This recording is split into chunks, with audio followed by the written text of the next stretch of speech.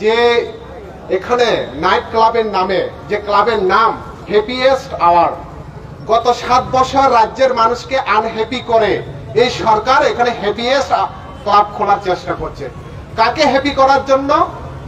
যখন কিছু সংখ্যক মানুষ যখন ত্রিপুরা রাজ্যে ড্রাগসে 1 নাম্বার, নেশায় 1 নাম্বার, HIV-তে 1 নাম্বার, এই সংখ্যাকে আরো কিভাবে হ্যাপি করা যায়, এই সংখ্যাকে আরো কিভাবে বৃদ্ধি করে সমাজদ্রোহীদেরকে কিভাবে আরো হ্যাপি করা যায়, সে হ্যাপি করার জন্য তাদের সুবিধার জন্য আজকে এখানে হ্যাপিয়েস্ট আওয়ার করা হচ্ছে। ছাত্র সমাজকে আজকে শিক্ষা থেকে দূরে সরিয়ে শিক্ষক সমাজকে, বেকার সমাজকে আজকে চাকুরির খাতা বন্ধ করে দিয়ে তাদেরকে দুঃখের দশায় ঠেলে দিয়ে আজকে হ্যাপিয়েস্ট আওয়ার খোলা হচ্ছে শুধুমাত্র আজকে নেশা, HIV সমস্ত দিক থেকে তাদেরকে খুশি করার জন্য। এ হলো আমাদের গত 7 বছর আমাদের রাজ্যের দুর্ভাগ্যের বিষয়।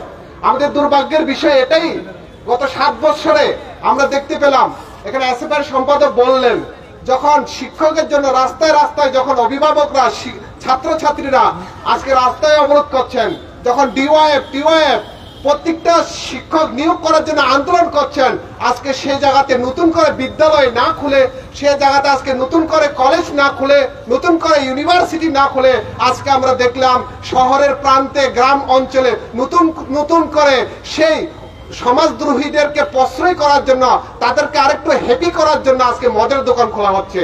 আমরা চেয়েছিলাম, আমাদের দাবি ছিল প্রত্যেকটা গ্রাম অঞ্চলে শিক্ষার আলো পৌঁছাও, কিন্তু বিজেপি সরকারের উদ্দেশ্য বা তার যে রমরমা বা তাদের লক্ষ্য প্রত্যেকটা গ্রাম অঞ্চল থেকে শহর অঞ্চলে নেশায় উন্মুক্ত হয়ে যুবকরা সমাজদ্রোহীদের পথে অগ্রসিত হোক, এটা হলো তাদের লক্ষ্য। আমরা দেখতে পেলাম, এটা আমাদের অত্যন্ত দুর্ভাগ্যের বিষয়। গত 7 বছরে যেখানে আমরা শিক্ষায় 1 নাম্বার ছিলাম, আজকে আমাদের পাশের রাজ্য মিজোরাম শিক্ষায় আজকে প্রথম স্থান অধিকার গ্রহণ করছে, সেখানে আমাদের ত্রিপুরা রাজ্য আজকে আমরা নেশায় 1 নাম্বার গ্রহণ করছি। সে 1 নাম্বার আর এই 1 নাম্বারের ভিতরে অনেক তফাৎ রয়েছে। আজকে হ্যাপিয়েস্ট আওয়ারের নামে সেখানে রাত্রের 11টার পরে কি চলছে সবাই দেখতে পেলেন। আজকে দুর্ভাগ্যের বিষয়, সকালে আজকে একটা নোটিশ বের হয়েছে, প্রচুর আন্দোলন, বিক্ষোভ, সোশ্যাল মিডিয়া, ছাত্র যুব আন্দোলনের ফলে একটা নোটিশ বের হলো, সুকোস নোটিশ। কার বিরুদ্ধে কার সুকোস নোটিশ? সেই সরকারের বিরুদ্ধে সরকারের সুকোস নোটিশ।